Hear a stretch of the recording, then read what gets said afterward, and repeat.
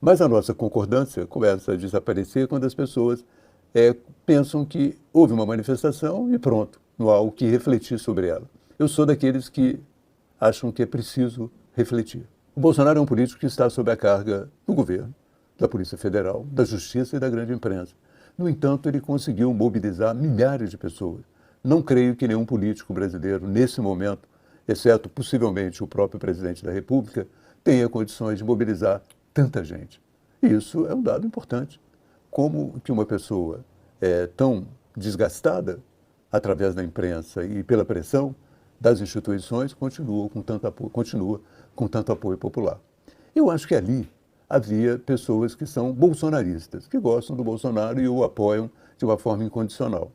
Eu acho que havia também gente que se identifica com a extrema-direita, que tem posições de direita e que estava ali para apoiar o seu líder. No entanto, eu acho que muitas pessoas que chegam a uma manifestação como essa também estão insatisfeitas com a situação. Eu acho que elas estão insatisfeitas com o governo, estão insatisfeitas com o Supremo Tribunal Federal e estão insatisfeitas com a grande imprensa. Isso é algo que merece uma reflexão. Acho que grande parte dessas pessoas mantém uma certa oposição ao que está acontecendo no Brasil e também considera que a carga sobre o Bolsonaro, às vezes, é desproporcional. Você vê, por exemplo, que houve no dia da manifestação um episódio perfeitamente evitado. Prenderam um blogueiro português, Sérgio Tavares. O blogueiro é de direita, mas e daí? Né? Prenderam o blogueiro e acabaram elevando o episódio a uma dimensão internacional. Hoje o blogueiro já tem 1 milhão de seguidores, graças, parcialmente, à Polícia Federal Brasileira. Também queriam que o Bolsonaro fosse depor um inquérito sobre uma baleia no interior de São Paulo que ele teria incomodado. Com seu jet ski, ele teria incomodado a baleia. Então, é preciso rever a tática para evitar que esse processo de polarização continue sem que ele seja atenuado. Eu acho que é difícil você romper esse processo de polarização, mas você pode atenuá-lo e você pode corrigir ao longo do caminho erros que são erros que, de uma certa maneira, não só favorecem o Bolsonaro, mas também são erros dispensáveis, independente de favorecerem ou não o Bolsonaro, são erros dispensáveis. Da mesma maneira, eu acho, né, que o Supremo Tribunal Federal tem que tomar muito cuidado.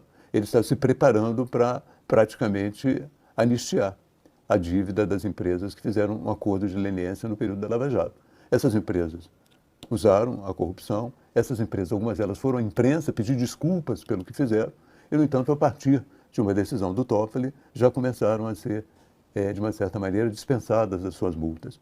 E o mais interessante é que esse questionamento do pagamento das multas das empresas foi feito pela esquerda, pela extrema esquerda não, mas pela esquerda mais radical, o PSOL, o PDT. Eles entraram na justiça querendo que essas empresas não pagassem a sua multa.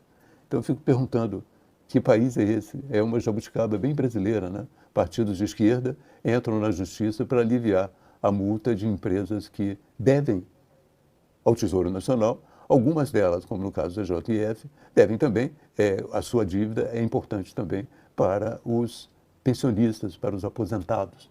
Então, é um país, realmente uma jabuticaba brasileira. Você tem a esquerda perdoando multas, ou trabalhando para perdoar multas, de empresas, algumas delas que devem também aos aposentados, aos fundos de pensão, que dependem enormemente desse dinheiro para seguir adiante. É um caso difícil de se entender.